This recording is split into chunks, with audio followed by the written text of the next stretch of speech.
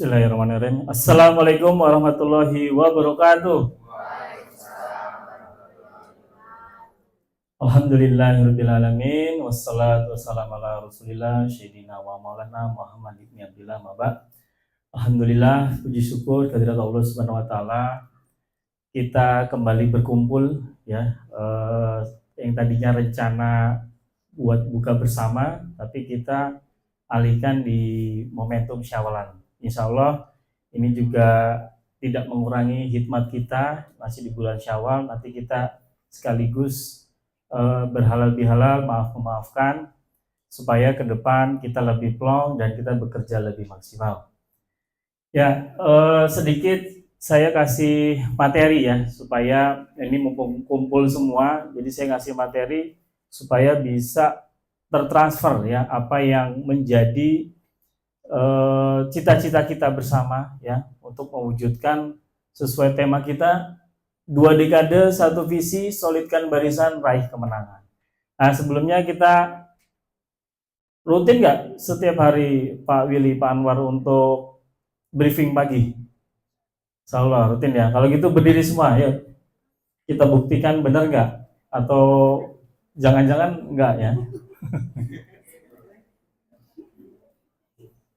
Oke, kita mungkin kalau mau direkam boleh Pak Rehat,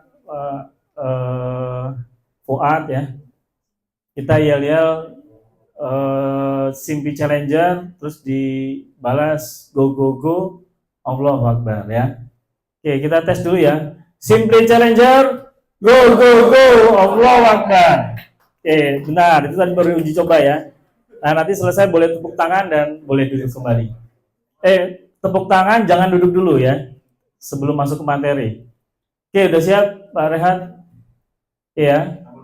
Simply Challenger, go go go, Allahu Akbar. Ya, tepuk tangan semua.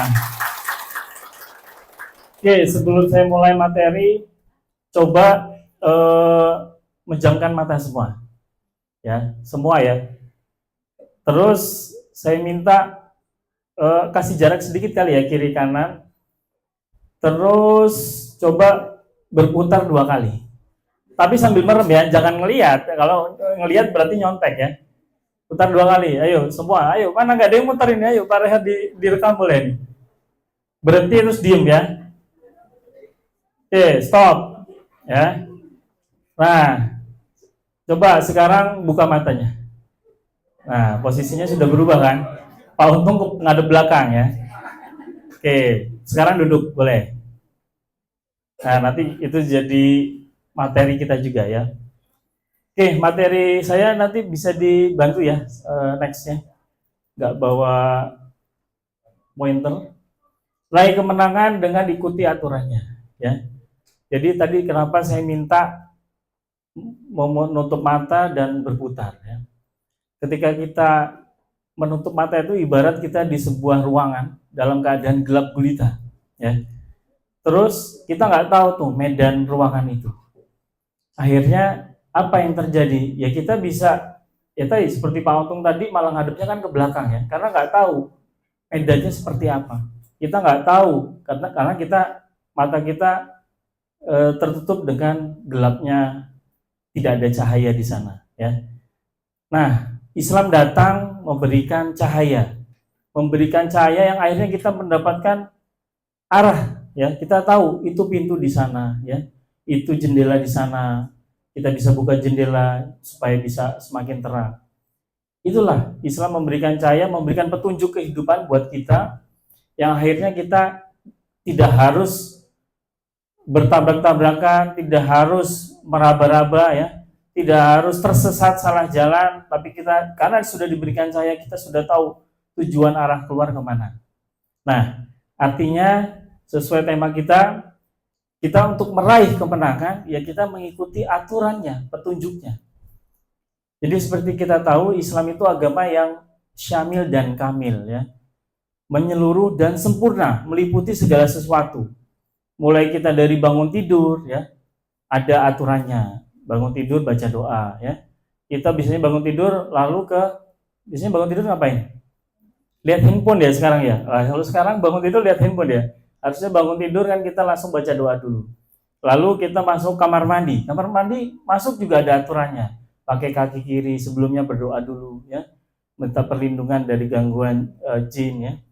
Lalu kita buang air, ada aturannya ya, ada caranya. Lalu kita berwudu juga ada caranya. Lalu kita sholat ya kan. Biasanya sholat malam atau sholat subuh itu juga aturannya komplit semua. Lalu selesai itu kita mau apa? Misalkan mau sarapan, ada aturannya juga. Ya, cara makan ada aturannya. Makanannya yang dimakan pun ada aturannya.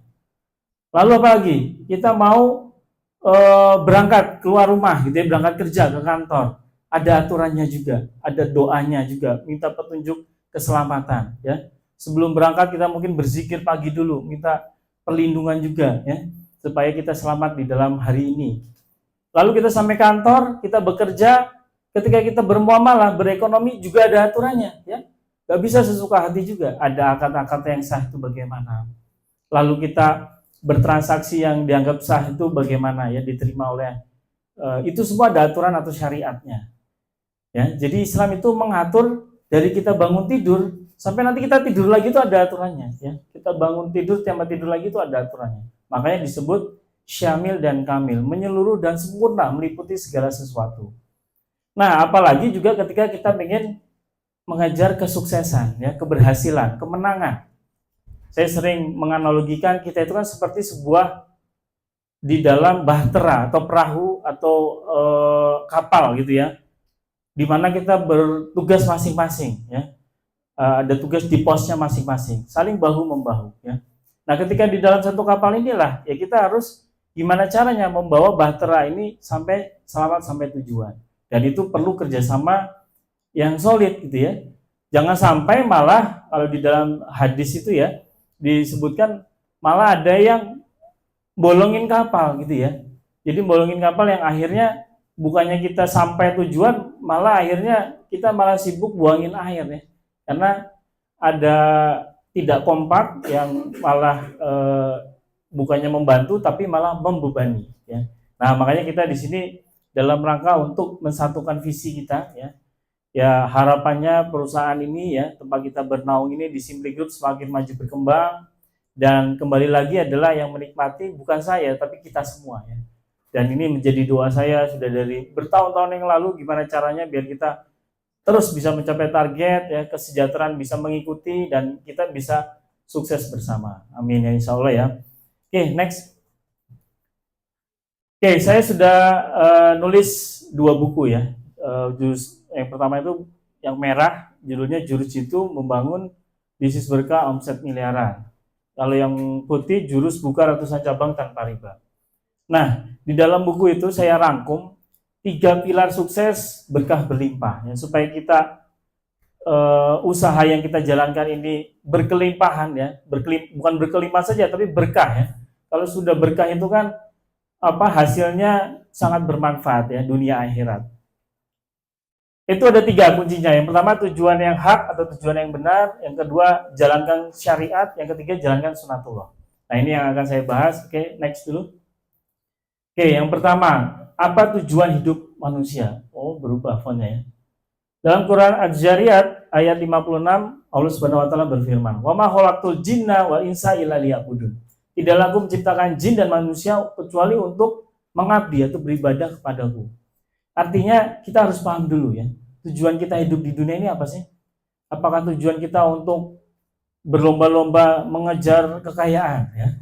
Atau apakah di dunia ini kita untuk mengejar kebahagiaan?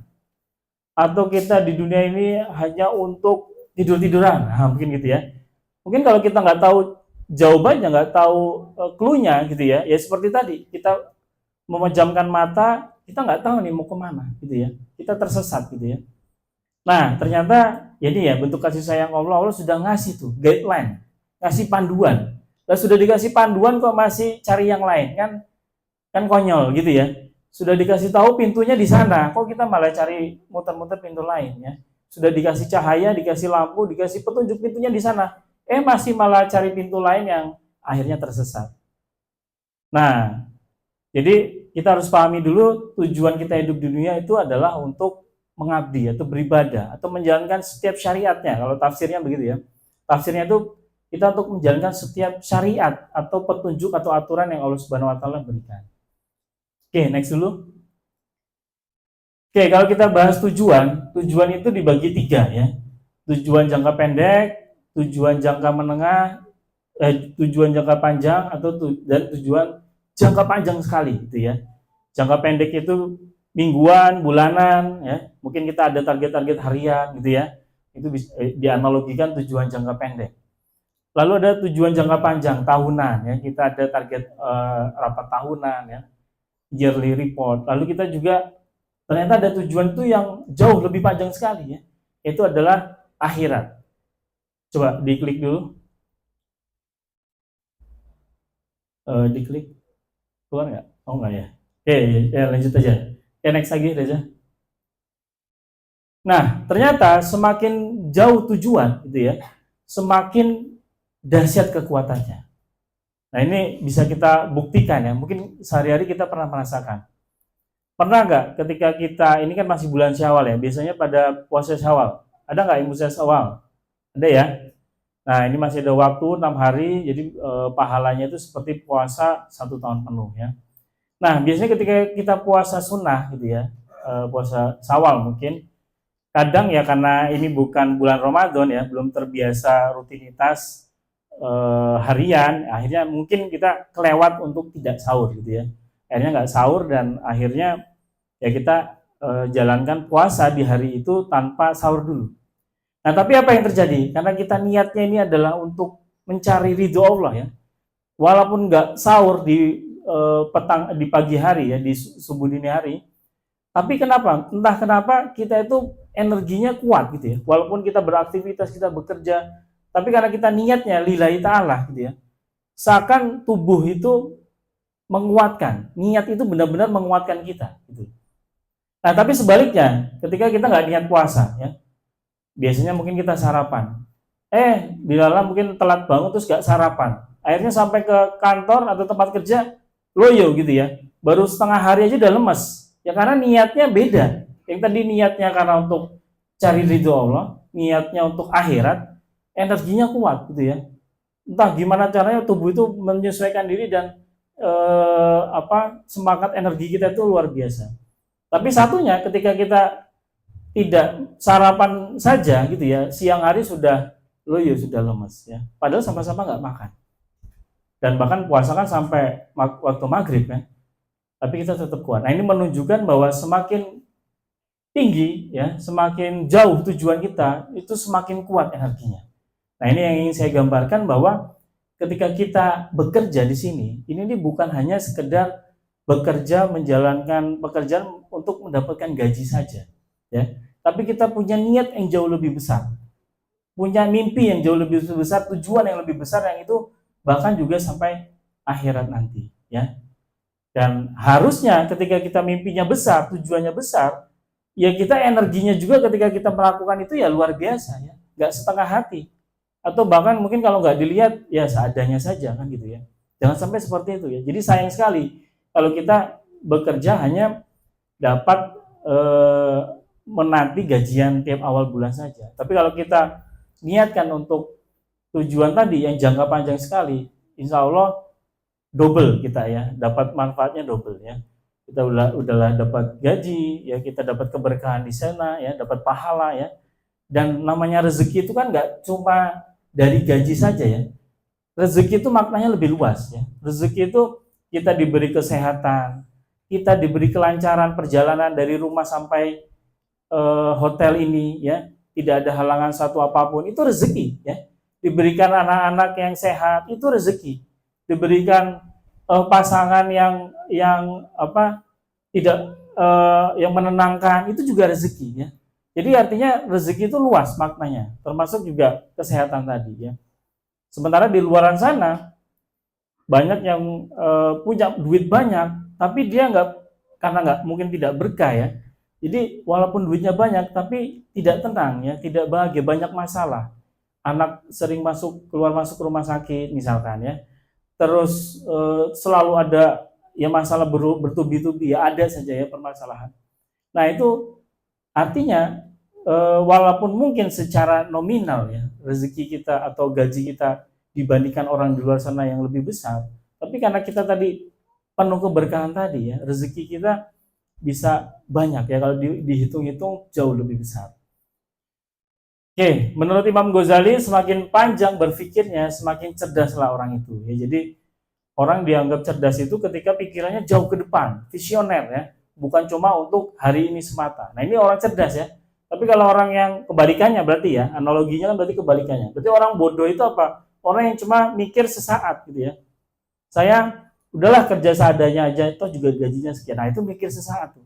Jadi dia nggak mikir. Nanti kalau saya kerja sungguh-sungguh ya, nanti akhirnya eh, usaha ini juga maksimal mendapatkan banyak pelanggan, repeat order tinggi, nanti saya juga akhirnya bisa dapat bonus, target tercapai.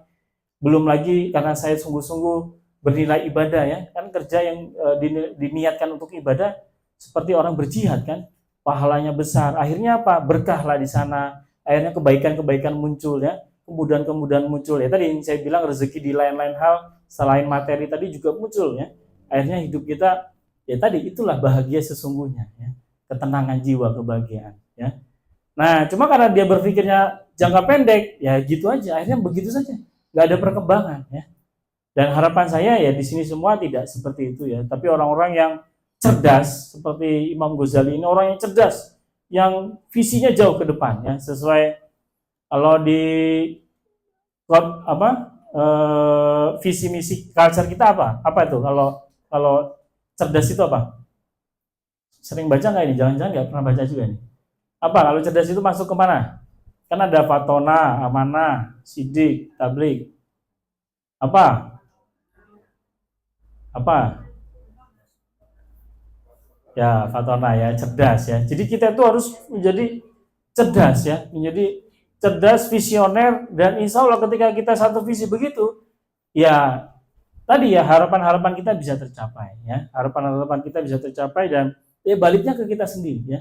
Allah itu juga maha adil ya. Allah itu nggak perlu lah kita apalagi karena kerja bernilai ibadah ya, namanya ibadah kan nggak perlu dilihat-lihat kan. Coba kalau kita sholat, apakah kita sholatnya khusyuk kalau dilihatin orang?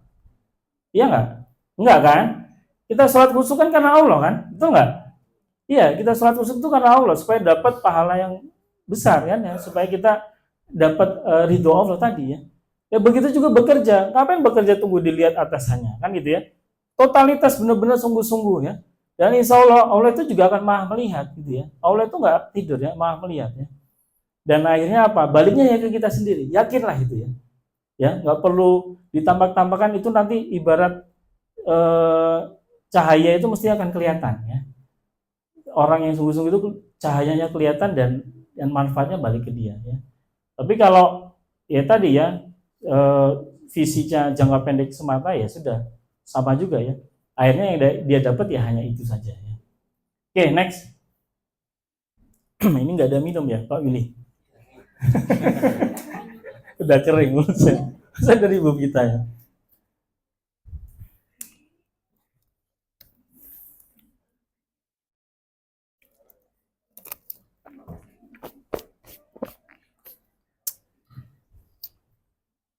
Oke, lanjut lagi ya. Oke, kita lanjut tadi ya, tujuan itu harus jangka panjang. Nah, kita balik. Terus di Simply Group ini bagaimana? Nah, ini mungkin juga rutin dibaca ya. Biasanya itu di bagian pertama, visi misi culture filosofi ya, memberikan manfaat ke banyak orang. Nah, ternyata memberikan manfaat ke banyak orang itu saya ambil dari sebuah hadis ya. Dari hadis riwayat Tabrani dan Daruqutni ya. Dan sebaik-baik manusia adalah orang yang paling bermanfaat bagi orang banyak. Artinya, ketika kita memberikan manfaat yang banyak, kita itu menjadi sebaik-baiknya manusia ya. Sebaik-baiknya manusia itu kan artinya yang utama gitu ya, yang memberikan manfaat ke banyak orang.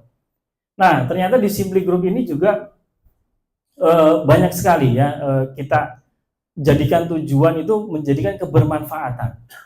Yang pertama, manfaat produknya. Ini pasti ya, namanya kita berusaha ya, kita berbisnis, ya pasti kita ada barang yang dijual. Barang yang kita jual tadi pastikan ya tentu bermanfaat ya. Jangan sampai kita menjual barang yang tidak bermanfaat ya, malah merusak. Nah, ini yang nggak boleh ya. Misalkan yang diharamkan gitu ya, itu kan merusak, nggak boleh. Lalu misalkan produk-produk yang berdosa gitu ya, apa misalkan ada unsur ribanya, ya itu kan juga tidak boleh. Ada unsur judinya juga tidak boleh ya.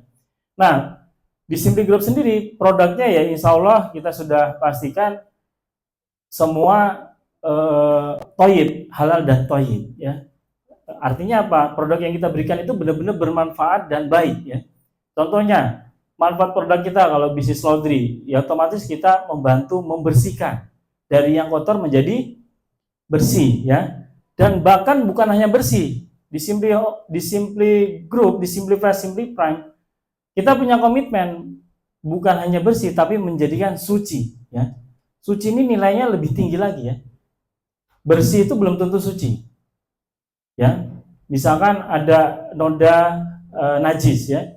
Kalau tidak dibersihkan sesuai kaidah yang ditentukan ya, walaupun kelihatannya bersih tapi dia tidak suci. Ketika tidak suci dipakai untuk ibadah, ya nggak sah kan gitu ya. Karena pakaiannya masih ada najisnya. Nah, gitu loh. Artinya apa? Produk yang kita berikan ini bernilai luar biasa ya, karena orang ketika beribadah kan harus menutup aurat, harus nggak mungkin kan kita ibadah nggak pakai baju kan, pasti kan kita pakai baju yang terbaik. Nah, produk yang kita berikan insya Allah akan membantu orang-orang tadi ya, masyarakat umum ya, termasuknya khususnya orang-orang muslim bisa beribadah, diterima pakaiannya bersih dan suci. Nah, ini kan luar biasa tuh ya. Terus apa lagi? Yang kedua, ketahanan ekonomi ya. Produk yang kita berikan atau usaha yang kita lakukan ini jangan dianggap cuma UKM biasa ya. Ketika krisis moneter tahun 97-98, kejadian krisis moneter, yang salah satu yang membuat ekonomi di Indonesia bangkit itu adalah dari sektor real atau UMKM itu, ya, yang memang uang berputar di situ. Ya. Sementara yang bikin krisis moneter justru sektor yang non real, seperti pasar modal, terus apalagi forex, ya pokoknya yang nggak real lah, gitu ya. Itu kan yang bikin hancur ekonomi, akhirnya krisis moneter, terus akhirnya ada daya dolarnya menurun kan gitu ya, daya belinya akhirnya jadi mahal barang-barang kan gitu. Nah, sementara kita bergerak di bisnis real yang memang itu dicontohkan oleh Rasulullah ya. Rasulullah kan mencontohkan itu. Jangan, tidak boleh kita bahkan menabung itu tanpa tujuan yang jelas. Itu masuk ke kanzul mal, penimbunan, kan nggak boleh, diharamkan. Makanya kalau kita nabung pun harus jelas ini tujuannya nabung buat apa. Misalkan saya nabung ini buat pendidikan anak saya, nah, gitu ya. Saya nabung buat beli kendaraan, misalkan ya, itu diperbolehkan. Tapi kalau nabung nggak jelas, nah ini masuk ke dalam kanzul mal dan itu hukumnya menjadi dosa, ya, gitu ya. Makanya kenapa ada sektor real ini? Ya, jadi uang itu berputar di masyarakat. Jadi Rasulullah merintahkan uang itu nggak boleh mengendap, harus berputar. Ketika berputar kan bermanfaat, uangnya dipakai buat belanja. Tadi pedagangnya bisa beli ke supplier, suppliernya juga bisa buat hidup ya, terus dia buat menjangkolkan anaknya, terus berputar terus gitu ya. Nah, ini kan ketahanan ekonomi ya. Jadi produk kita itu bukan hanya berhenti di situ ya, kita ada supplier parfum, supplier deterjen ya. Kalau saya bilang hai dibalas halo gitu ya. Hai. Halo. Halo. Ah, udah tahu ya. Hai halo. Ya, harus fokus ya. Saya udah buat materi ini sampai malam ini karena dadakan ya. Harus didengarin ya. Karena capek juga. Oke, yang berikutnya peluang bisnis ya. Peluang bisnis ini juga bagian tadi ya, orang-orang di luar sana banyak tuh yang bingung. Saya punya duit banyak tapi bingung mau buat apa. Akhirnya apa? Kita berikan peluang bisnis. Kita bukalah kemitraan. Itu sebenarnya membantu orang juga. Daripada dia menimbun uangnya nggak jelas, akhirnya dia mengeluarkanlah uang tadi untuk berputar, jadikan bisnis ya. Jadikan bisnis, jadilah franchise kita ya, mitra-mitra kita yang kita alhamdulillah sudah outlet ke berapa? Mana marketing franchise kita? Ya, berapa?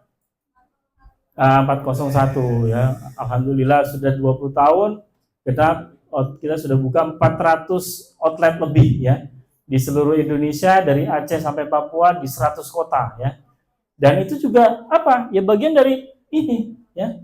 Akhirnya banyak orang yang uangnya berputar ya, uangnya tidak mengendap. Dia memberikan manfaatkan lagi untuk apa? Membuka lapangan kerja ya, banyak orang yang akhirnya bisa bekerja ya.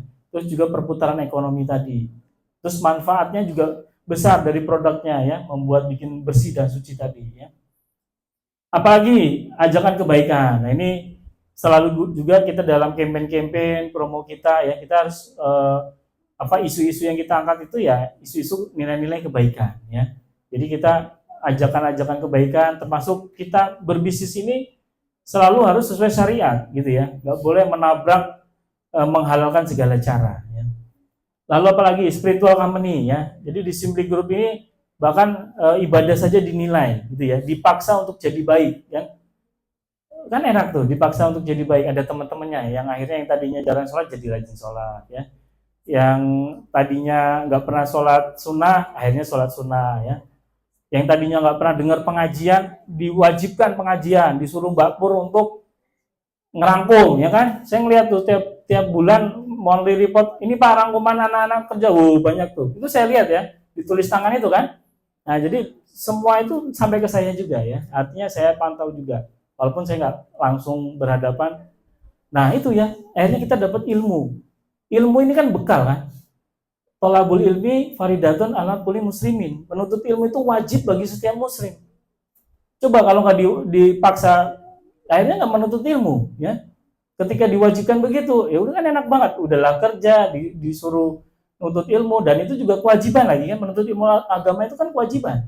Coba kalau kita di rumah atau bekerja di tempat lain, belum tentu diwajibkan begitu ya, atau belum tentu kita ada waktu untuk belajar ilmu agama ya. Jadi ini apa ya, ini sebuah value juga ya, sebuah tujuan kemuliaan di bagian dari kita bersama-sama supaya mencapai keberkahan tadi ya. Sedekahnya ya, kita juga rutin menyisihkan ada untuk dibagikan ya, kebermanfaatan. Oke, next.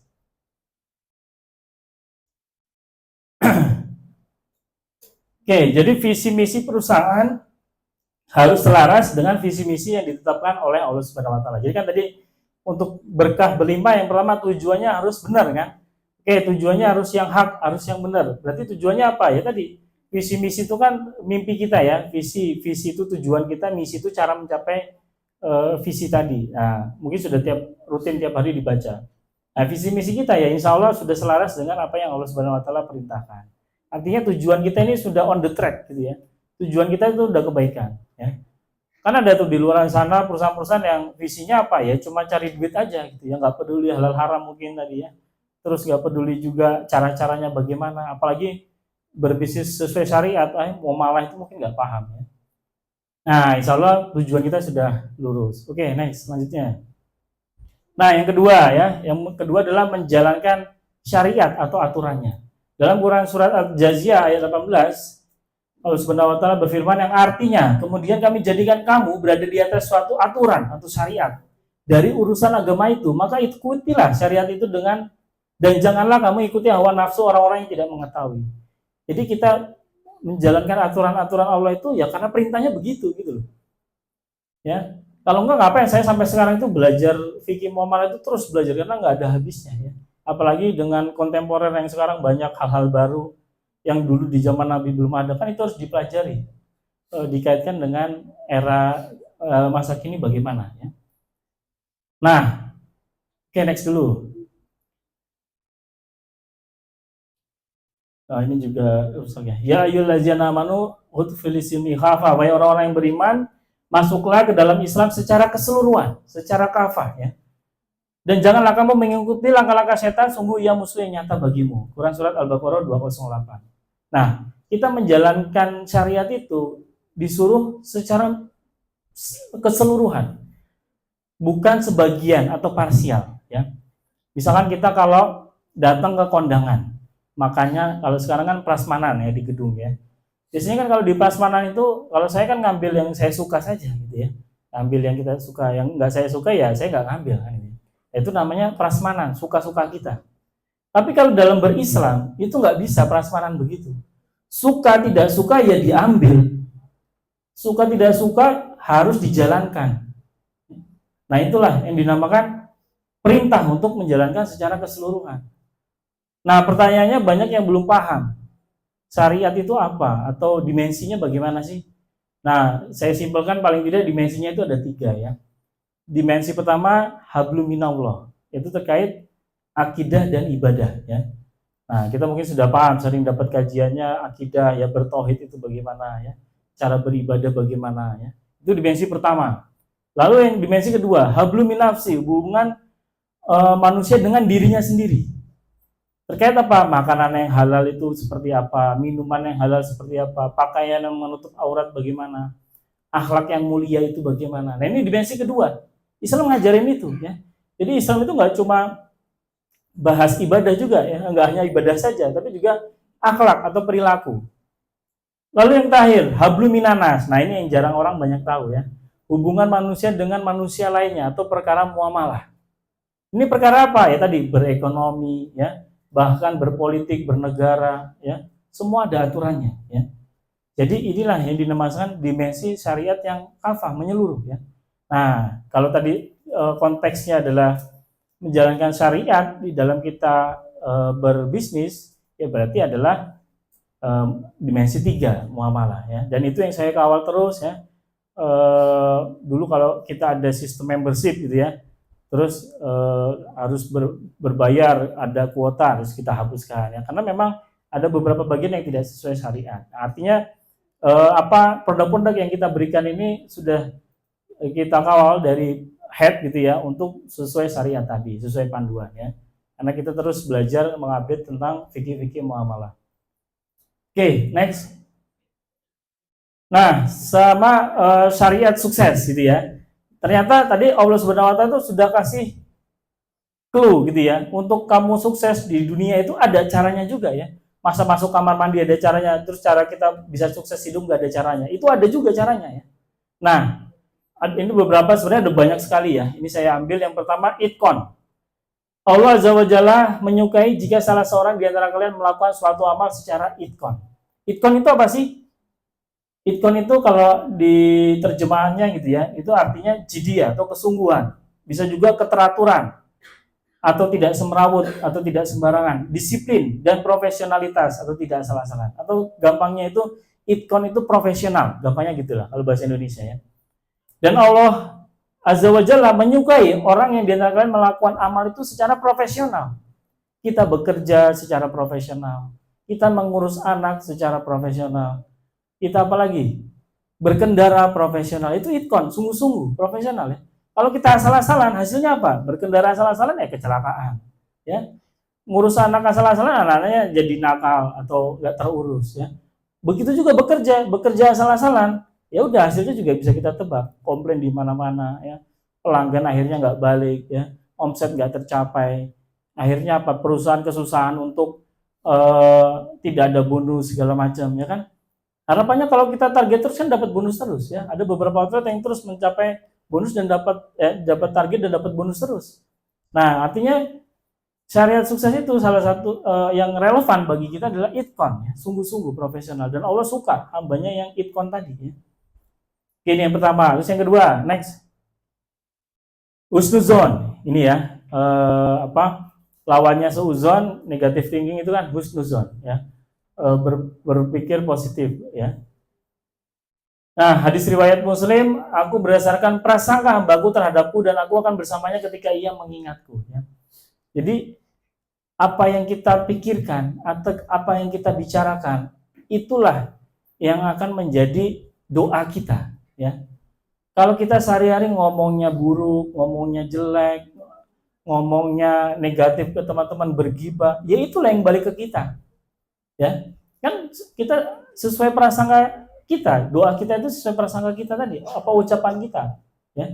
Tapi kalau ngomongan kita bagus ya, selalu semangat positif ya, husnuzon ya, insya Allah itu juga yang akan kita dapat, itu yang kita tarik gitu ya. Ya, itu yang akan kembali kepada diri kita juga. Nah, makanya orang-orang yang husnuzon ini ya, yang selalu berpikir positif, berperilaku positif, insya Allah itu juga hidupnya juga berbeda ya. Dan ini yang ngomong bukan saya ya. Ini sudah tadi saya sudah bilang, ini bocoran ya dari Allah melalui Rasulullah. Kunci sukses kehidupan itu sudah dikasihkan gitu ya. Tinggal kita mau jalanin enggak? Tinggal kita tetap mau, udah dikasih tahu adalah udah ada hidup lampu itu di sana, apakah kita mau menuju ke sana atau mau nabrak ke sana-sana? Kan tinggal ngikutin aja. Udah dikasih clue-nya, udah dikasih jawabannya gitu ya. Kok masih cari cara-cara yang lain? Ya sudah ya. Oke, next berikutnya. Yang ketiga, mau berubah ya. Innallaha la yughayyiru ma biqaumin hatta yughayyiru ma bi anfusihim ya. Sesungguhnya Allah tidak akan mengubah nasib suatu kaum kecuali dia mengubah yang ada pada dirinya ya. Kalau kita mau menjadi pribadi yang lebih baik ya kita harus berubah. Yang mengubah kehidupan kita itu ya diri kita sendiri ya. Jadi artinya apa? Ya tadi Pak Willy bilang, apa tadi Pak Willy ngomongnya? Ingat gak tadi? Apa? Yang tadi terakhir kata-kata hari ini apa tadi?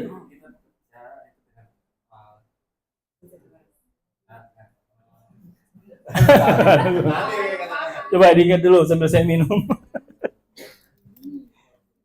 Kita bekerja itu berusaha dan mendapatkan hasil bekerja dengan keringat, bukan dari hasil bacaan.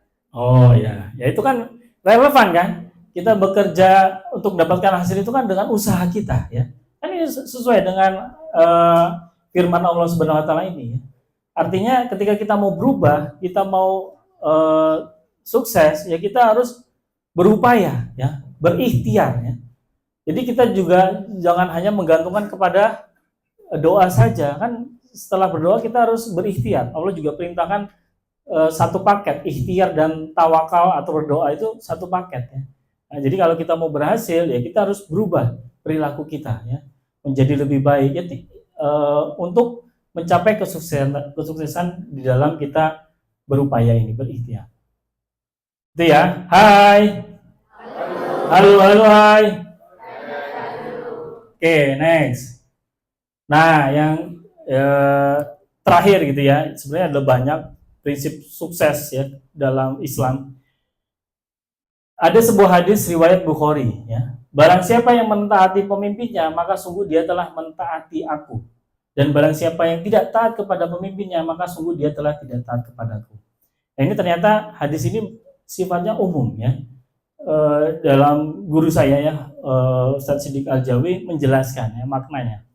Hadis ini menunjukkan hukum untuk mengenai wajibnya mentaati pemimpin atau al-amir, baik itu pemimpin umat Islam secara umum seperti imam atau khalifah maupun pemimpin-pemimpin lainnya seperti pemimpin perjalanan, amirul safar, pemimpin perjalanan haji, amirul hajj, pemimpin pasukan jihad, amirul jihad, termasuk juga pemimpin dalam sebuah lembaga, misalnya kepala sekolah, pimpinan perusahaan, dan sebagainya.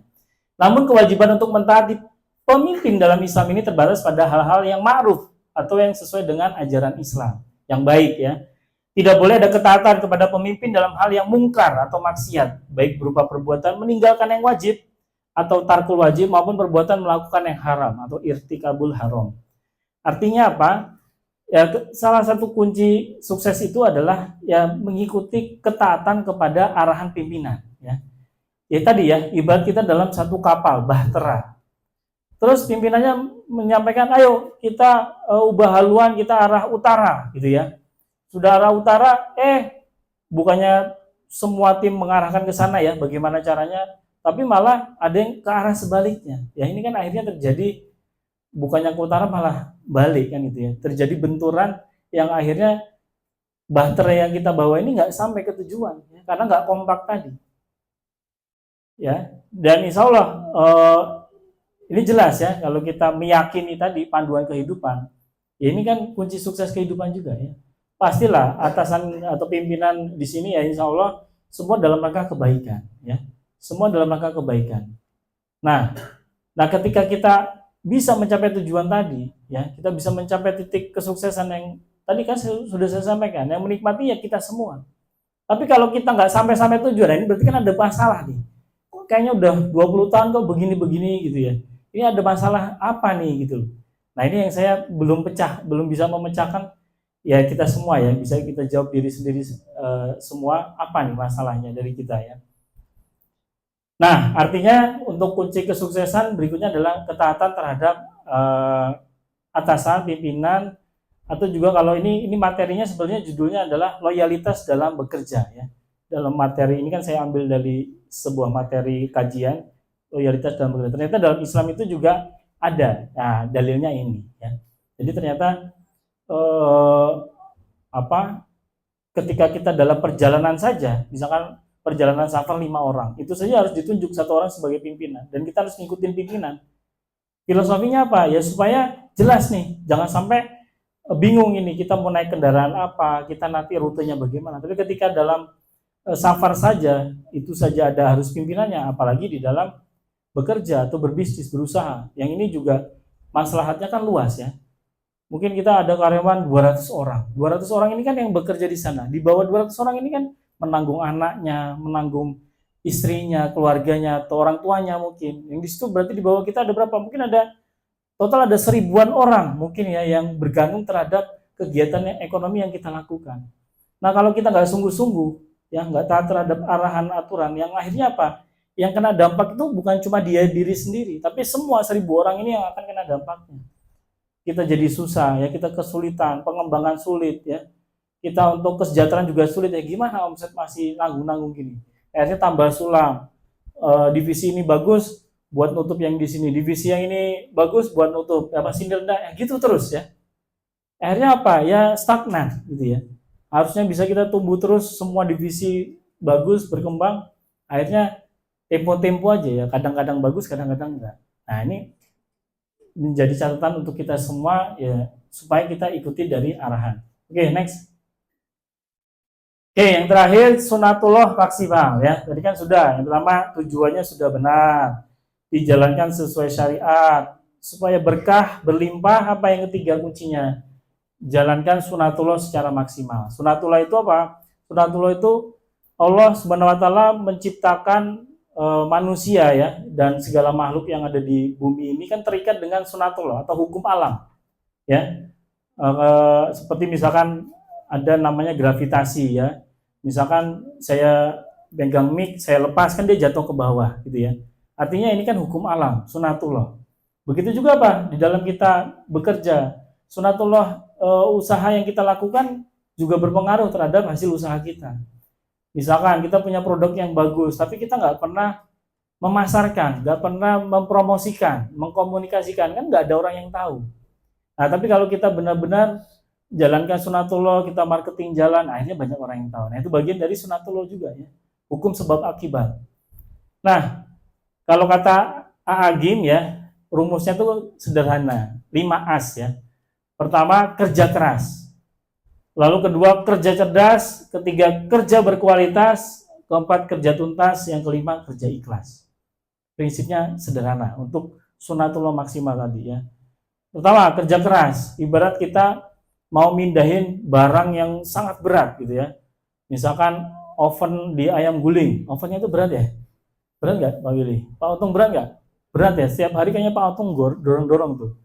Ya. Itu kan berat. Kalau harus ngangkat sendirian, kuat nggak Pak Untung? Nggak kuat kan? Kalau ngangkat gitu ya, kan nggak kuat. Akhirnya kita kerja cerdas. Pakai apa? Ada rodanya, pendorongnya. Ini tinggal dorong dikit, bisa keluar. Itu kerja cerdas ya. Lalu apa? Kerja ikhlas. Pekerjaan seringan apapun, kalau nggak ikhlas, jadi rasanya apa? Berat. Cuma disuruh orang tua kita mungkin ya, Dek beliin ibu garamnya habis mau masak. Waduh, rasanya kayak berat banget. Padahal kan itu simple aja kan. Akhirnya karena nggak ikhlas jadi terasa berat. Begitu juga dalam kita bekerja ya. Kalau kita cuma ngerjain sekecil apapun, kalau nggak ikhlas ya berat semua. Tapi kalau kita lakukan dengan ikhlas, niatkan karena Allah, beribadah, terasa ringan. Seberat apapun terasa ringan. Dan kita juga kerja jadi enjoy. Itu kerja ikhlas. Lalu yang keempat, kerja tuntas ya, juga harus dituntaskan ya. Jangan cuma sudah cerdas, kerja keras, sudah ikhlas, tapi nggak selesai. Buat apa juga, nggak tuntas kan. Yang 5, berkualitas ya. Jadi nggak asal-asalan. Sudah dikerjakan belum? Misalkan butler ya, sudah dikerjakan belum sapu lantai? Sudah Pak, sudah selesai, sudah dilakukan. Ya benar, sudah dilakukan, tapi nggak berkualitas. Hasilnya apa? Masih nggak rapi, masih tertinggal ya, bekas tanahnya. Nah itu nggak berkualitas. Nah, jadi selain tuntas juga harus berkualitas. Ya. Begitu juga tim yang lain ya. misalkan laundry ya, ya berkualitas sungguh-sungguh ya. Jangan sampai nanti jadi komplain, oh ini kok malah apa ada nodanya nggak hilang misalkan begitu ya. Padahal dia pilih cuci satuan misalkan ya. Nah berarti kan kita nggak berkualitas. Kerjanya sudah tuntas tapi nggak berkualitas. Nah inilah prinsip kerja yang sunatullah ya. Insya Allah ketika bekerja sungguh-sungguh, barang siapa di waktu sore merasa lelah lantaran pekerjaan kedua tangannya mencari nafkah, maka di saat itu diampuni dosa baginya. Ya, jadi kalau kita sungguh-sungguh bekerja, insya Allah dengan niat yang lurus, Allah juga akan menganggap sebagai ibadah dan diampuni dosa-dosa kita. Oke, next. Nah, habis ya. Saya tutup bersama kita raih kemenangan, hidup berkah berlimpah. Simply Challenger, go go go, Allahu Akbar. Assalamualaikum warahmatullahi wabarakatuh.